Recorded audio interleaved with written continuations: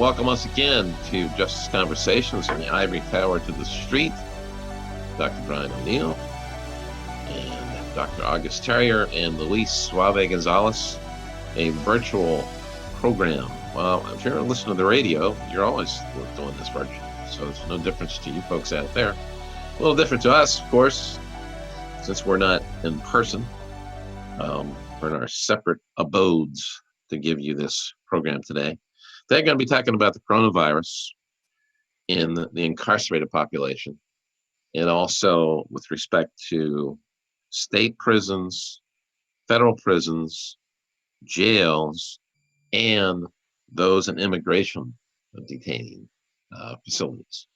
So those are the categories we'll be talking about today as we cover some of this. Pennsylvania did take a dramatic step just yesterday. Governor Wolf ordered that some nonviolent offenders can be released from prison and committed to house arrest or parole. These offenders, though, are limited to those that are within 9 months of parole, 65 and older if they're nonviolent offenders, pregnant women, those with chronic health problems, and that works out to about 1,800 people total. The federal system is listing so far 283 infections and 8 deaths. The Department of Corrections in Pennsylvania coronavirus official data lists 19 employees as being tested positive thus far.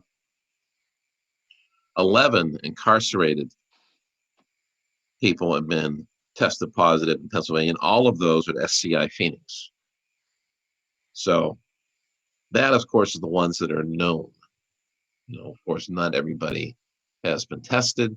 They've taken some drastic steps in the Department of Corrections to try to reduce the spread of any infection, having folks on lockdown, only allowed out a couple of, 45-minute stretches out of their cells in limited groups as an attempt. But, of course, the difficulty is with staff changes, the infection can get into the prison.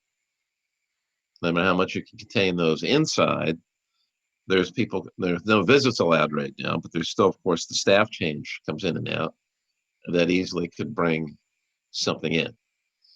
They're attempting to, of course, take temperatures of staff, monitor them for symptoms, but the other problem, of course, is this illness doesn't always have symptoms. So it could get into the prison without anybody knowing or not, of course, consciously bringing it in, but that obviously could happen. This is a very vulnerable population we're talking about in this hour. We'll also be talking about those in immigration facilities, also talking about some 3,000 children, unaccompanied children that are still being detained by immigration, many of them in group homes and shelters, which are very vulnerable living conditions. Well, I read the press release that the DOC put out, and I do have a problem with it because, like you said, all 11 cases are in one institution, right? And that's probably the one institution that housed the most lifers in the state. Yes. They're talking about releasing people 65 and older, right? What about the people that's been in 30, 40 years that's really at risk for this disease? They are nonviolent offenders today. Just because you went in 30, 40 years for a violent case don't mean that you still are a violent person. Exactly. And we're not talking about releasing them. We talk, I read something that said, we're not going to release child molesters and lifers. That was the exact word that they used. Yep. And I'm saying, what? Lifers are the most nonviolent people in the prisons. And they are the most at risk. So we should be talking about including them in that conversation. I understand, there's a risk factor here and it's up for discussion. But to say that we're not going to release no lifers because they fall under violent offenders, well, show me a lifer that's been in jail over 30, 40 years that's been violent. And You're probably not going to find that. That's right. You probably You're have, also talking about people with chronic conditions too. and Yeah. and they are the most, Right. and they are the most in of need, because They're the most they are the vulnerable. most chronicle inmates. They Yeah. are the most chronical people in the prisons, right? But we're not talking about them. So I suggest to the people that's doing these caravans and around City Hall, blowing the horns and talking about release our people, include the lifers in them conversation. Don't let the system blindside you by talking about we're going to release 1,800 people, right? Guess what? Them 1,800 people are coming home anyway. Whether you release them tomorrow or in 6 months, they are coming home.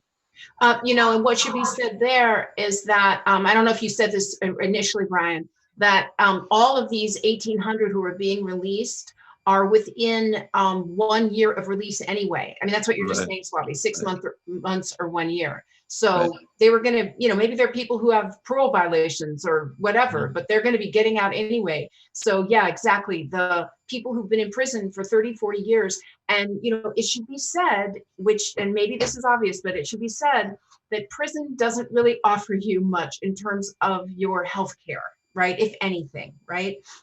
So there are higher rates of disease in prison, especially if you spent your whole life in prison. So you might have a higher risk of heart disease, of kidney disease, of COPD, of cancer, of emphysema. So we have elderly prisoners who've spent their lives in prison who are quite ill and are at great risk of contracting the disease.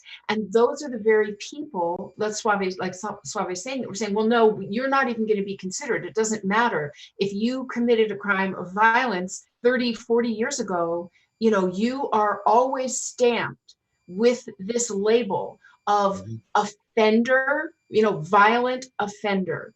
And it doesn't matter what you've done with your life. It doesn't matter the fact that, we have statistics that show that people over 50, their rate of recidivism is almost zero. Like the chance of these people actually doing any kind of harm to public safety is minute. And yet we still won't give them the chance to come out. See, and let's not get blindsided. They're also talking about, when they talk about releasing, they're not talking about you going home free. They're talking about putting you on house arrest. House arrest is just another form of incarceration. That means that that means that they probably 99% of the chance they're probably gonna put an ankle monitor on you, right? Which you will be paying the fees for that. So there's a whole lot of factors here that they're not giving us. They're just throwing numbers out there so the people could say, they're trying to throw wool over the people's eyes, like we releasing 1,800 people, but who are you releasing? Are you releasing the people that need to really be released? I want everybody to come home, but I also want lifers to be considered because they are the most at risk. Absolutely. They are the most at risk right now.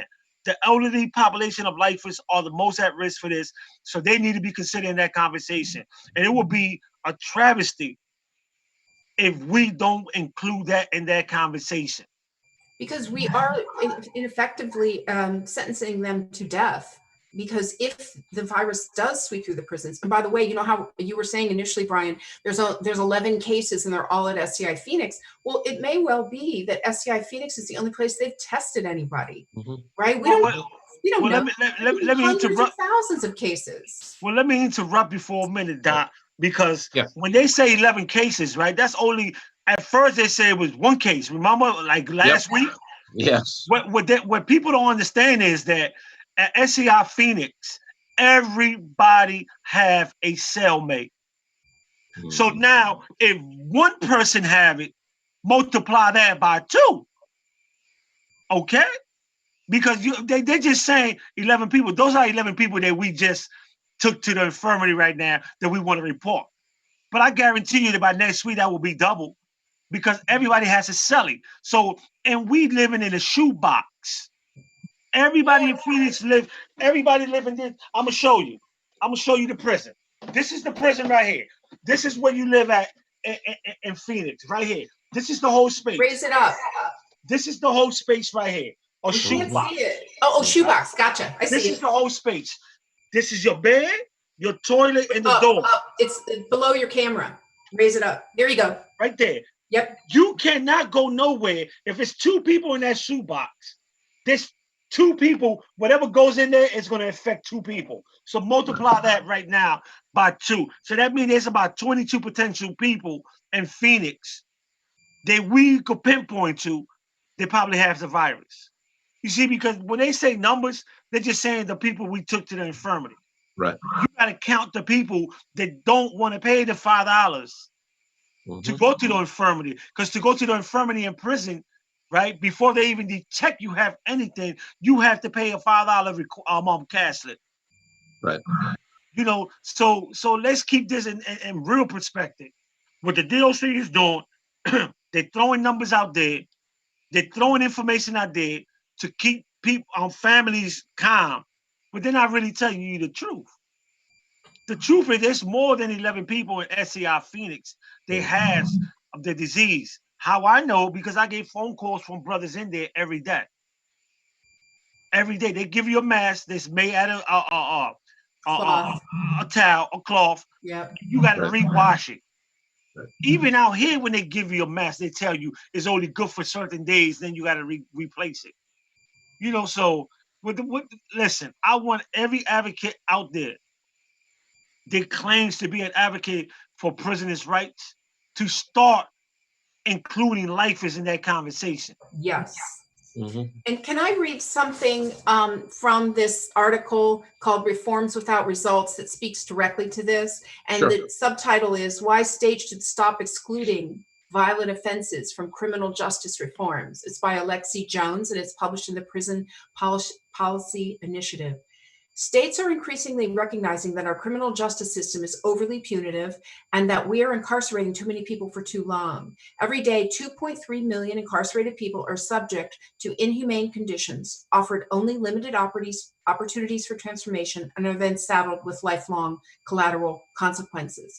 Yet, as states enact reforms that incrementally improve their criminal justice systems, they are categorically excluding the single largest group of incarcerated people, the nearly 1 million people locked up for violent offenses. The staggering number of people incarcerated for violent offenses is not due to high rates of crime, okay, but rather the lengthy sentences doled out to people convicted of violent offenses. These lengthy sentences, relics of the, quote, tough on crime era, have not only fueled mass incarceration, they've proven an ineffective and inhumane response to violence in our communities and run counter to the demands of violent crime victims for investments in prevention rather than incarceration. And what Suave is talking about bears repeating in this way. Pennsylvania is a state that when you get a life sentence, it's for life. There's no opportunity for parole. And we're even seeing now that, you know, Brian, you started by talking about Governor Wolf granting reprieves. Okay, right. This word reprieves. It's not parole.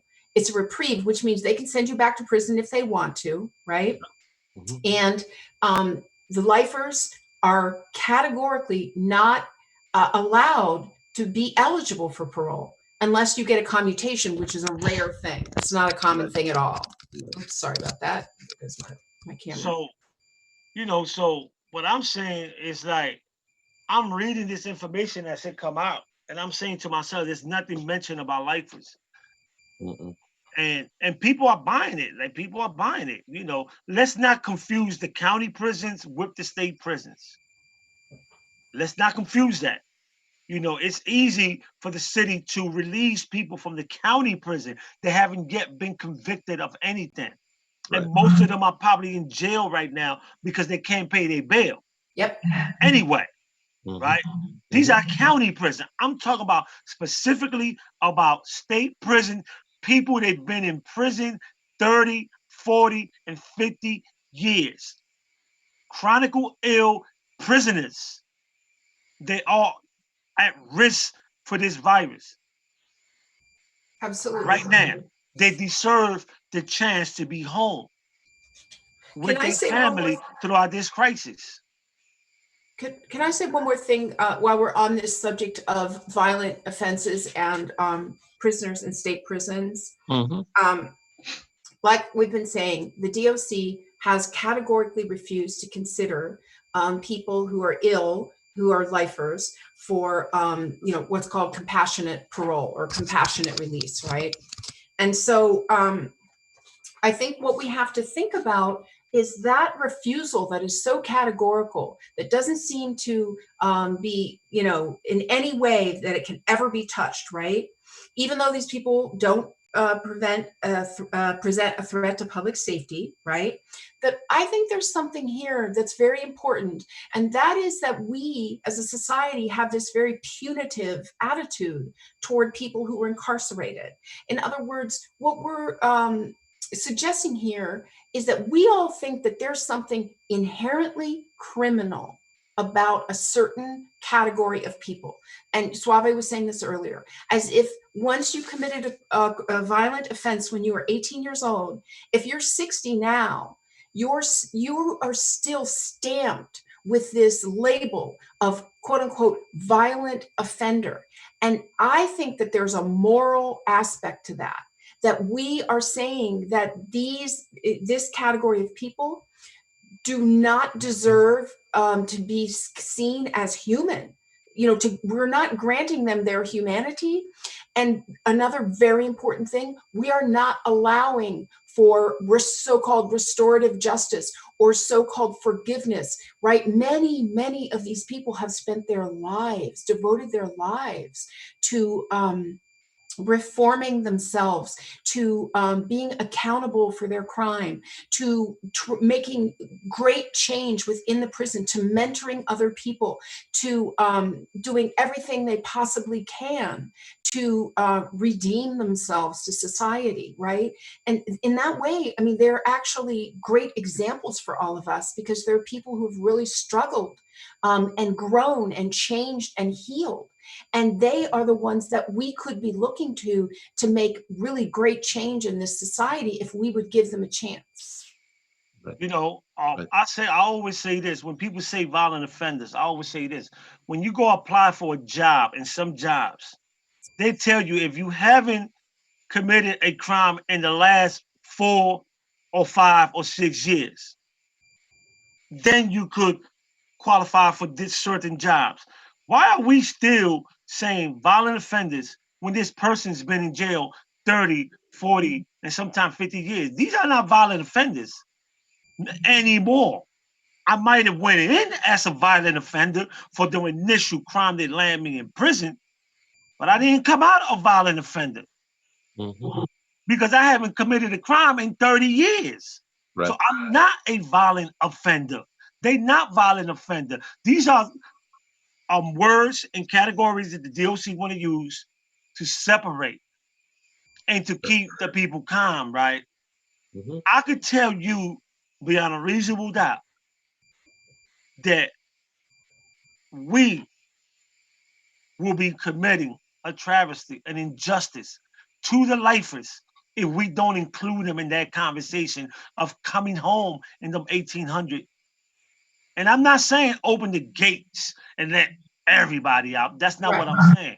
I'm saying the people that qualify, the people that meet the criteria that you set forward, right? Sure. Let's not say because they lifers that they don't deserve the same healthy plan that we all deserve to stay alive.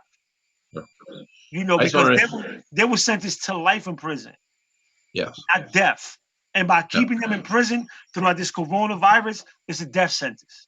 Absolutely. I just want to remind folks they're listening to Justice Conversation, Ivory Tower to the Street, Dr. Brian O'Neill, August Terrier, and Luis Suave Gonzalez program sponsored by Westchester University. And that's what the program you're listening to right now. I wanted to mention something also from the Prison Policy Initiative, because I know Pennsylvania released some people, but I wanted to also point out that many local jails and pretrial systems, this is from the Prison Policy Initiative, they're taking action to reduce the population in advance of the COVID-19 pandemic, but state prison systems are not. Raising the questions, are state prisons prepared to handle a pandemic within their walls? So the Prison Policy Initiative sent out a survey to prison systems on the capacity of their health facilities, their plans for necessary external hospitalizations, their level of equipment, their staffing levels, and their general priorities. And their survey, which was conducted April 3rd to the 10th, shows that state prisons are still largely unprepared for a global pandemic that can reasonably be expected to hit their entire state prison system and their supporting state government all at the same time. Many prisons are instead focusing on, instead of how to minimize the harm to incarcerated people, their staff, and society, they're still focused on trying to keep the illness out of the prison. Right. As a not so much of a means to what do we do if it gets here kind of a thing. Ideally, the state prison's first response to the pandemic should have been to do like many jails and reduce the number of people incarcerated. But at the very least, they expected to see them developing plans that acknowledge the inevitability of the outbreak and its unique challenges. Their plans should anticipate the need to isolate vulnerable people, work around staffing shortages, and navigate shortages of medical supplies and beds. But except for a few notable exceptions, particularly in North Dakota, most states have not even gotten that far. Well, I'll tell you this, Doc, and I don't mean to cut you off. The Sure, state of Pennsylvania only have 4 ventilators. Yep. The state prison system. Wow. We talking about 52,000 prisoners, 4 ventilators in the whole prison system. And they're in use. And they are in use right now. So it's somebody, and they're talking about we trying to keep the virus out the prison. And able to do that, you would have to fire or suspend your whole entire prison staff. Because they are the one. The prisoners are not not traveling anywhere. They are the one bringing it in. You know, that's the way to keep that. But yet, what they've done is, okay, if you violate parole, we're going to send you to another jail where we're going to quarantine you for 14 days. That's not how you do it. That's not how you do it, because most of the times, it's the guards bringing it in. Of course, yeah. You know, so, and if you want to stop the pandemic in the prison, then you will have to suspend your entire external staff from coming into the prisons. Yes. How you gonna do that? They're not. And they're not willing to risk that or put that type of money in. You know, it's like everything else. It's like everything else. The prisoners are the one that get the lower end of the stick. We seen it happen when they took the mail, right? They said it was because of drugs and K2, when we all know it was because of the contracts they got in Florida. Everything deals with money. Everything deals with money. And I guarantee you that as this go along, these little virtual visits that they're giving now are going to be costly. They're doing it for free now, but it's going to come to the point where they're going to put a price tag to it. You know, it's doable. They've been trying for years to find a way to eliminate contact visits. They finally done it. Virtual visit is working. So why not, after the pandemic, just close the visiting room and everybody can have a virtual visit? Yep. You know, because we got to look at the big picture, how the DOC work. I was in the DOC for 31 years. I can tell you how they work, right? And this is what's coming next. So everybody's excited about these virtual visits. I ain't got to travel, right? When it's all over and they continue the virtual visits and they tell you, we only going to have visit once a month, but you can have a daily visit virtually, then you got to be happy with that, because that's what it's going to lead down to. You know, so we got to be careful sometime how we play into the DOC's game. And again, I am an advocate for lifers. You know, let's include lifers in that conversation. They deserve to come home too. And the governor do have the power to say, I'm going to release some lifers if he want. With the stroke of a pen, he could do that.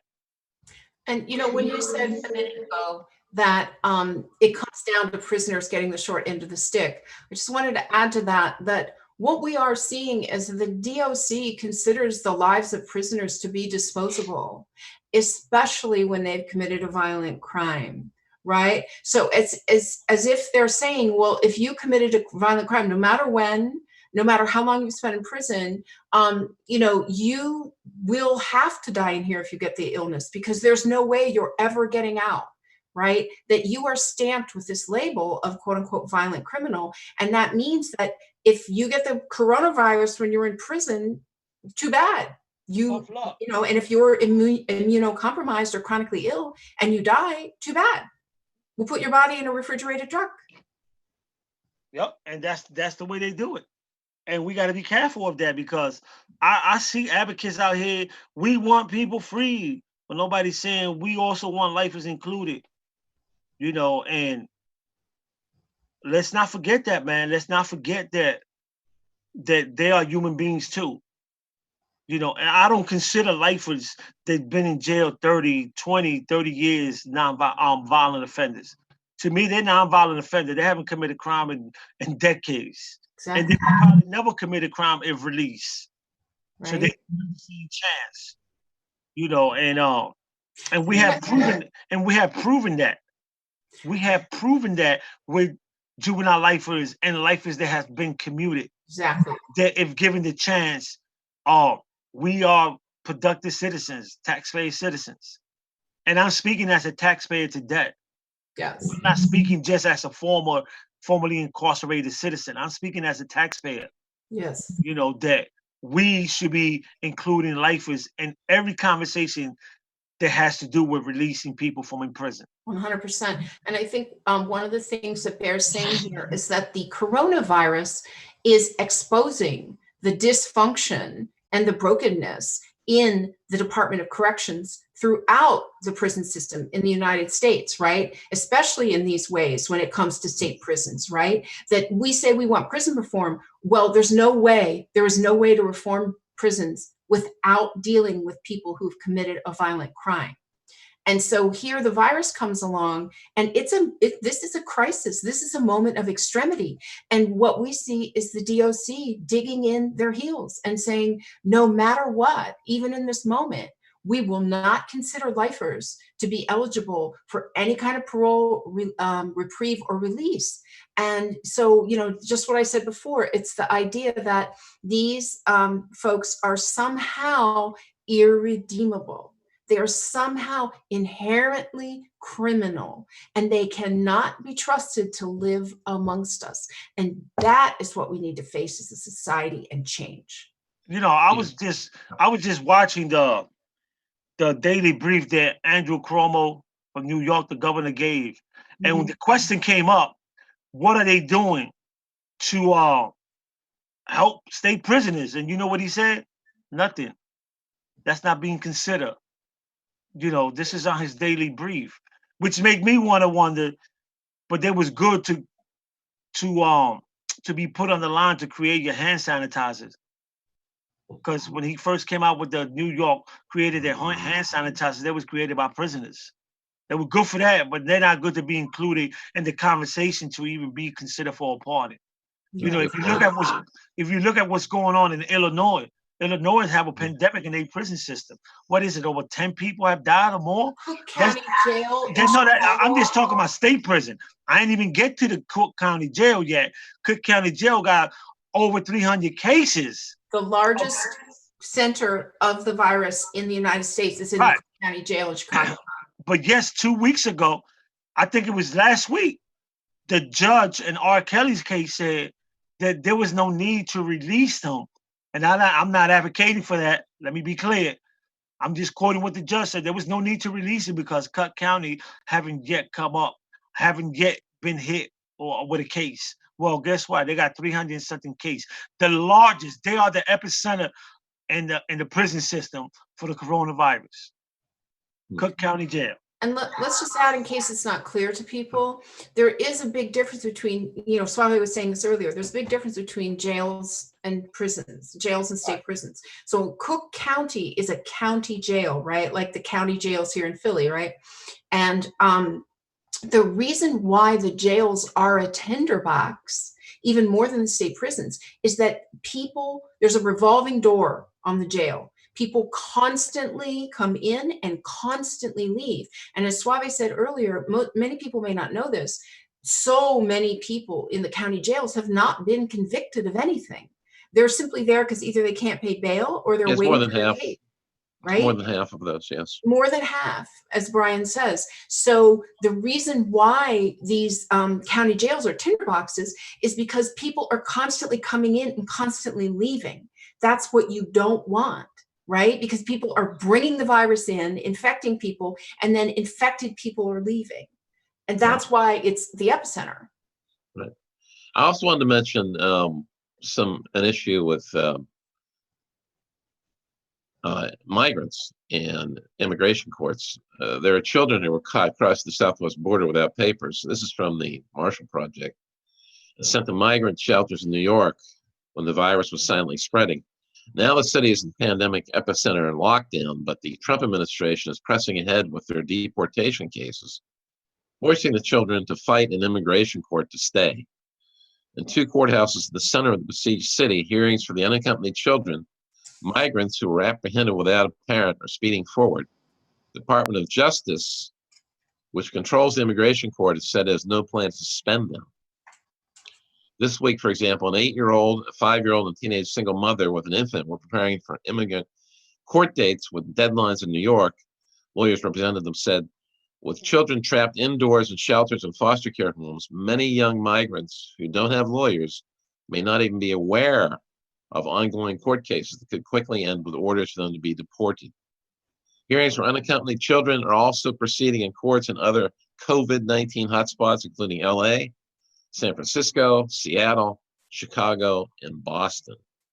The Executive Office for Immigration Review and the Justice Department agency in charge of the immigration courts has rejected calls from judges, prosecutors, and immigration lawyers to shut down courts nationwide. Although hearings for immigrants who are not detained have been suspended through May 1st, cases of people in detention are going forward at the same accelerated rate as they did before pandemic. So we're talking about across the country, 3,100 children are currently in custody of the refugee agency. So that's another crisis that's not really talked about that much in the news. You know, have you heard of Naomi Klein? I'm not sure. She has this, I believe there's a book, but also, she's been talking about this idea of coronavirus capitalism. And it basically means that certain entities that would be, traditional structural entities, like let's say the Trump administration's policies and plans, or let's say the Department of Corrections across this country, that under the auspices of the virus, they can get away with passing laws or doing, really unscrupulous, corrupt acts, and use the virus sort of as their beard in a way, right? Mm-hmm. And so, for example, we are seeing in Texas that, women can no longer get abortions. Oh, well, it's supposedly because of the coronavirus, right? And with this idea, like what you're talking about, Brian, it's like how appalled I think the vast majority of us are as a nation that we are locking up children and that we're separating families. We're separating children from families. And it's like, and, there's pressure on the Trump administration for doing that act. I mean, there has been, but it's sort of like now under the virus, well, anything goes. It doesn't matter anymore. We don't really mind.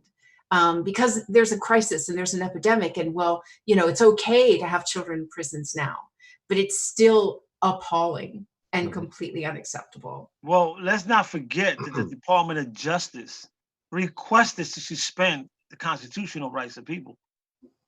Let's not forget that. We talking about a piece of crap president that played game with people's lives. They took months to even acknowledge that this was a pandemic.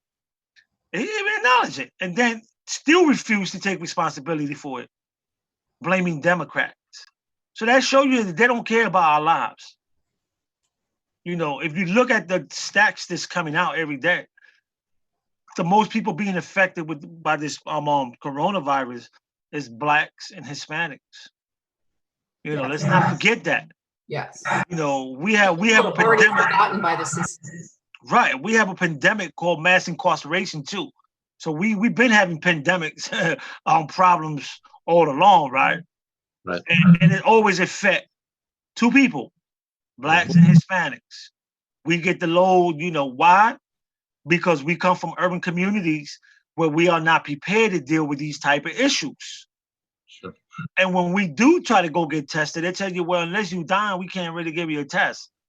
But my president said that everybody get tested. And then what the president said, that's bullcrap. Everybody don't get tested. You know, so I'm speaking directly to my people out there. I'm speaking directly to them. You know, when they tell you social distance, this stuff is real. It's affecting us by the numbers. It's affecting us by the numbers. Stay home. Stay home. The only time I'm going to encourage you to come out your house is on November 2nd. And let's vote number 45 out. Because guess what? This ain't the only problem we dealing with. Every major catastrophe in the United States always seems to hit our community the most because we are the ones that's not prepared to deal with it. Right. Well, One other thing I wanted to address. Racism. Sorry, go ahead, Brian. Yeah, I also want to remind folks that you're listening to Justice Conversation with Luis Suave Gonzalez, Brian O'Neill, and of course, your name escaped me. August Terrier. August Terrier. I want to mention too something that happened this past week. The Juvenile Law Center have submitted a petition to release all the juveniles that currently in correctional systems and detention, corrections, and residential centers that did not pose an extreme public threat.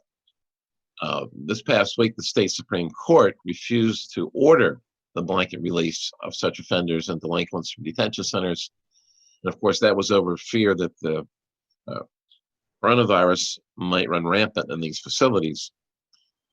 And so they went and backed that. However, they directed county courts to restrict the number of new commitments to those facilities, which is right. That's nice, but it's not really going to solve the problem of all the kids that are currently in placement. Supreme Court came in response to the petition that was filed by the Philadelphia-based Juvenile Law Center. We've had those folks on the show. And the Youth Sentencing Reentry Project. They had asked the court to order that new juvenile offenders not be placed in detention until the COVID-19 pandemic abates. Essentially, the justices said the court system already has the situation covered. They cited an order they issued last month authorizing county courts to act to reduce the numbers of adult inmates and juvenile detainees as a precaution. Although the court system in Pennsylvania is largely shut down, county judges are still addressing such matters, the High Court noted. So they did not abide by that request, and there's still a lot of kids at risk in these facilities because they're at close quarters. We're talking juveniles. We're talking about. You know, it's a messed up situation that requires the attention of the people, and not just a few people that's in the inside. This is something that people, all advocates, should, take on because it's serious. And if we think that we're gonna reopen the city back up in 2 weeks, y'all wrong. Y'all wrong. It haven't even hit Philadelphia the way they expect to hit. Yesterday we had 34 deaths in Philadelphia. New York has 783. And we're just getting started. Because there's a whole lot of things that's going on. Where, okay, we releasing 1,800 people. Where are you gonna put all these people at? Right? Because where I work at, I see people on a daily basis that's coming home from prison and instantly becoming homeless. No place to go. Because every shelter in the city is to capacity. They can't take no more.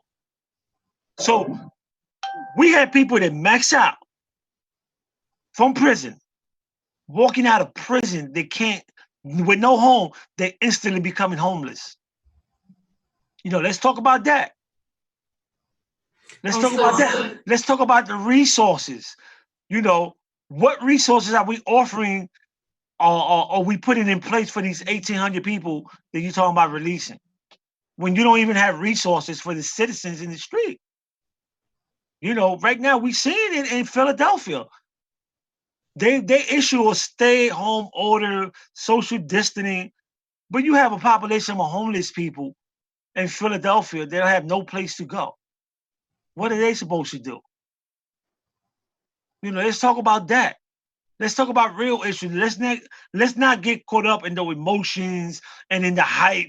We as advocates, they listening to our demand. They're gonna open the prison doors. No, they not, man. No, they not. They are releasing people that they want to release. People that are coming home anyway, whether it was a pandemic or not. They're coming home. Period. Period. And we buying it? No, let's start talking about release 500 lifers out of them 1,800. If you really want to cut the risk in the prison, release all the elderly lifers over 65 out. Yes. And if you want to get real, you know, so you can see how many will come home. Because damn near the lifers population right now are elderly man and woman. They've been in jail 30, 40, and some of them 50 years. You know, let's talk about releasing them. That's the elderly. That's the most people at risk in the prison system. If I cough, my cellie gets all that. Whatever I got, my cellie gets. Let's talk about that. Let's not get caught up in the hype that these people are putting out. We're releasing 1,800 people. But who are we really releasing? We're releasing people that's been back in jail because they probably couldn't pay child support. Or they was driving without a license. Yep. Or, you know, or they can't pay their bail. That's who they're talking about releasing. Mm-hmm. They're not talking about releasing state prison. And the state prisoners that they're talking of releasing are people that's coming home in 6 months, within 6 to 9 months anyway, people. Right. There's no life is included in there. And I have a problem with that. Well, and one of the things you're saying when you just said, you know, if I cough, my cellie gets it. People might not realize that here in Pennsylvania, in the state prisons, they have ordered a lockdown of the prisons. So now all of those people are in their cells about 23 and a half hours a day. They're only allowed out for 30 minutes.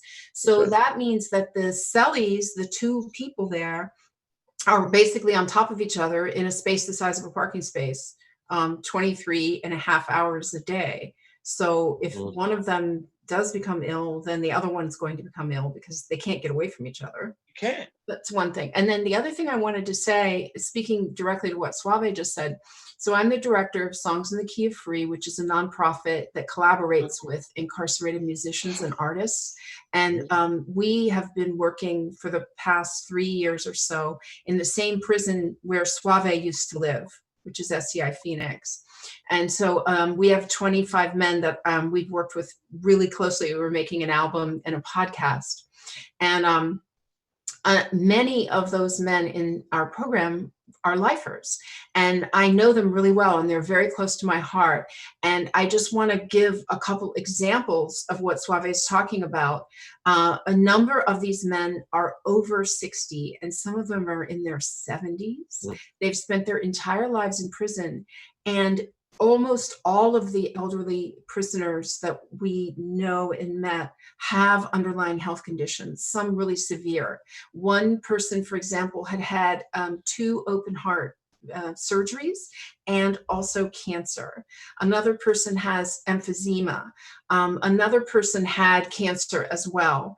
You know, and I could go on and on about the health problems they have. And so people may not realize that when you live in prison, you are basically living in poverty, you know, in abject poverty, most people are. And they're completely dependent upon the medical system of the prison, which is paltry at best. And as Suave's pointed out, way more accurately than I can, many times you can't even see a medical professional, and you also have to pay to do that. And so that's why people can develop really severe illnesses in prison, because they don't really have access to medical care. And I wanted to connect that too to what Suave's been saying about how African American and Hispanic and people of color are becoming the biggest victims of this coronavirus epidemic. Say we see in New Orleans, for example, what's happening. And a large reason for that is that those people also have been living, not all of them, of course, but some of them have been living in poverty for years and have been the victims of structural racism. So they too haven't been getting any kind of medical care. Either they don't have access to it or they can't afford it. And as we know, healthcare in this country is an apartheid system, right? So what we're saying is, there are certain populations, and the prison population is one of them, that are very high risk because they haven't been receiving medical care, and because they have these underlying illnesses. The one illness that is the strongest risk for coronavirus, for if you're getting very, very sick, is diabetes, which is very common in this country, right? It's a very common thing in the prison system. Yes, exactly. Damn near half of the prison population is diabetes. So keep that in mind. And also, to add to what Doc is saying is, when you lock down in any prison, right, you really are cut off from every services in the institution, right? Because when you sign up to go to medical, you got to sign a form, put it in a box, sign the cash slip. When you locked in the cell, if you don't already have that form in your cell, you done. You got to wait till a guard come around, till they feel like bringing it to you, or till the nurse come around. And most of the time, they sneak around because they don't want to be bombarded with all the requests, so they just sneak around. So if you sick, and you probably gonna be sick for that one day, and then the next day when you see the guard that come to the door to feed you, you let them know, or you let her know, look, I'm not feeling good. Then they're gonna tell you, put a request slip in, put a cash slip in, put a medical slip in, and unless you are in your deathbed, they're not opening that door. They're not opening that door. I've seen plenty of inmates, prisoners, brothers, and sisters who have died in their prison cell, telling the guard, I'm having a heart attack, I need help. And the guard respond, I can't open the door till the shift commander arrive. And most of the time, the shift commander, they like the police in the neighborhood. They take hours to come. By the time they come to your door, you are dead. Let's keep it as real as we can. The prisoners need help right now. State prisoners, lifers, they are in their need of your support, people. And if we don't start including them in that conversation, this pandemic will pass us by in the next 10 weeks or whatever months it's going to take, and we still going to be talking about releasing lifers. This is the chance right now to put them in that conversation and get rid of them walls that they're building to try to build these categories on who deserve a chance and who don't. Well, it comes down to politics, Suave, because that they think there's too much political risk, not because these guys or women are risk, but because showing mercy to them will be viewed as being soft, and there'll be political backlash to any governor that does that. So it's a lack of political courage that keeps this from happening. If I could remember clear, Doc, and I'm sorry I got to disagree for a minute with you because you're my partner. If I could remember, if I could clearly understand, our president is talking about healing. If we talk about healing the country, then we had to be compassionate to those who we look at different. We had to be compassionate. We talk about healing. We talk about restorative justice.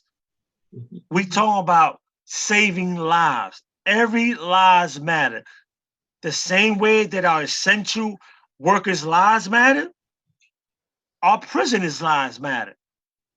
And we should treat them the same. There's no different. There's no different in life and in living. Everybody deserves the chance to live. You know, that's what I'm talking about. Healing. Let's heal. You know, our great president talking about we need to heal. Let's heal. And include lifers in that conversation. And I don't want people to think that I'm hating on them 1,800 people that's coming home from the county. Man, open the doors and let them all out. Those are low-level offenders that really don't belong in jail anyway. But at the same time, let's not forget about the 5,000 lifers that the state of Pennsylvania has. And more than half are elderly, chronicle ill prisoners. Let's not forget about them. You know, I even proposed to Ursula and us that we should do a show with people's family so they could tell you what their loved ones are suffering from in there. That's an excellent idea. We should just, you know, see if more people out there, if y'all listening, inbox me. Let's talk. We could do a show right here, like we're doing it today. And we see, because people need to see the visual. And we're not censoring nobody. If you want to put the picture of your loved one up, you could do that so people can see who we talking about. You know, like the people that Dr. August is talking about, these are people that I know. Paul Perry, Frank Rawls, John Griffin. These are people that have been in jail 40 plus years with medical, chronicle ill, all types of problems that the system could give you. They got. Rashid Frazier, a man that's been wrongly taken to prison again after he done his time. You know, we could go on and on. You know, we could go on and on, right? So many of them. But I just want people to understand that the same way we talk about healing the country, let's include some of the lifers in that conversation.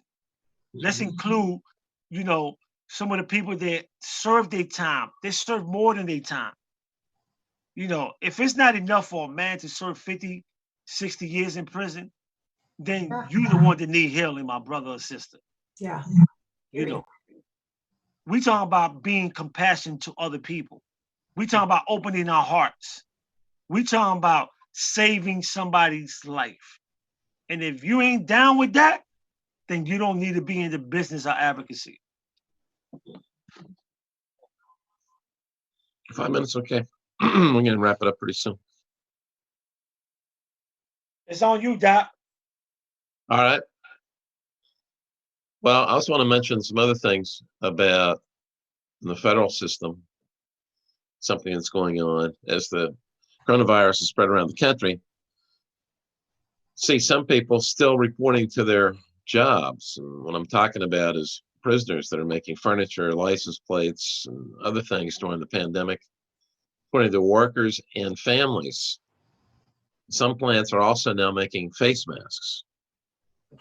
So we're talking about these folks in several locations, still reporting to work at Unicor. It's the federal program that runs prison factories. As a number of infections grew and those stricter rules were announced, the Marshall Project learned through interviews and dozens of prisoners, their families, and correctional officers that some factories were still running this past week. Said the factories operating deep into March as the pandemic spread were making office furniture in Florida, stamping and shipping license plates in Maryland, which some prisoners and relatives criticize as non-essential functions. Some textile factories remain open, although they have turned to making face masks, according to workers and their relatives. But some of the prisoners in those jobs said they did not get their first paper mask until this week, as the correctional officers who supervise them. And this is the federal system we're talking about. So you see them still doing things that are not necessary, putting people at risk. And we're talking about factory work. Making furniture is certainly non-essential, for example. So what that tell you? It tells me people are not being, they're being used. It tells me that their health and safety is not being respected. It tells you that even in a crisis like this, the 13th Amendment is in full effect. That's what it's telling you. The 13th is in full effect, you know, because it's only become a pandemic when it affects certain people. I guarantee you, if it was just in urban communities, it would not be called pandemic. It would be called problem. We have a pandemic of mass incarceration, people, and we got to merge both of them together because they go hand on hand.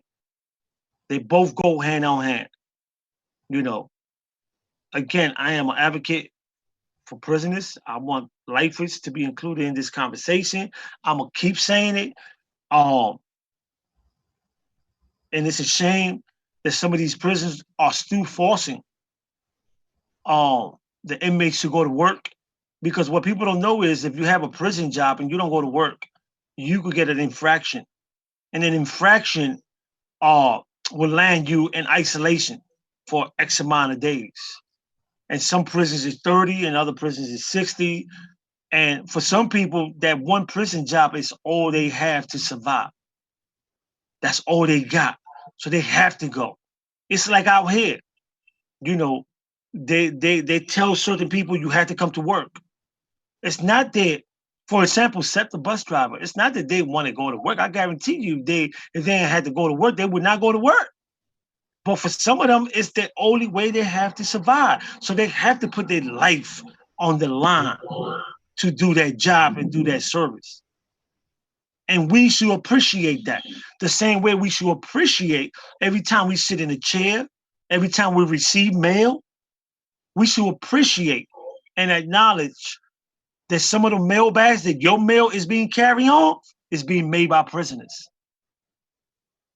Some of them chairs that IKEA is selling you in your office is being made by prisoners. Know that before we start talking about we don't want a certain class of prisoners out. Because the same people that the country hates are the same people they are depending on today for services. And I'd like to add to that, if everyone could look into their hearts during this virus and think about releasing any maybe judgments you have about prisoners, especially lifers and prisoners who have been convicted of a violent crime. If you could rethink the notion that society has at large, maybe you personally don't have it, but that we are penalizing people for life. We are treating people in a very punitive fashion. We are labeling them in ways that is rigid and that removes any sense of their humanity. Mm-hmm. If we could rethink that during this crisis, it would really help us heal as a nation. You can reach out to your representative, obviously your governor, your local representative, put pressure on the governor. That's who can make this happen. So you have to come from the people. Enough people raise their voice and the legislature responds, it can happen. And before we close, I just want to say to the people that's listening to us, if you think it'd be wise for us to continue this conversation, inbox me and we will do another show with people's family so they can show them their loved one pictures and maybe have their voice when they call, when you having these virtual visits with them, record them. And maybe we could do that and put them on this show. We have a wide range of listeners. We have a good platform. We live on YouTube. We go our podcast go on Tuesdays and Thursdays. So we do have a lot of people that we reach. If you want to continue this conversation and you think it's worthwhile, contact us. We thank you for tuning in today. Doc, thank you for being on the show. Dr. O'Neill, you better take care out there because I always gonna need you. And to myself, we thank you and our producer Dylan and Usala Media for allowing us to do this. You listening to a Justice Conversation on Usala Radio. We see you next week, and hopefully we have some family members that would like to talk about their loved one and show their pictures. I want you to show that picture. I want people to see who we talking about. Because when we talk about people, it just sounds like we talk reading the script. But when people see the visual, it has the potential to change some minds. You know, show a picture. If you want to come on the show, show a picture. Let me know so we can send you the link and we can do this. But right now, We got to go. You're listening to a Justice Conversation on Umsala Radio. Thanks to Westchester University, too, for our sponsorship. And our producer is Dylan, and our music is by Moby. Moby.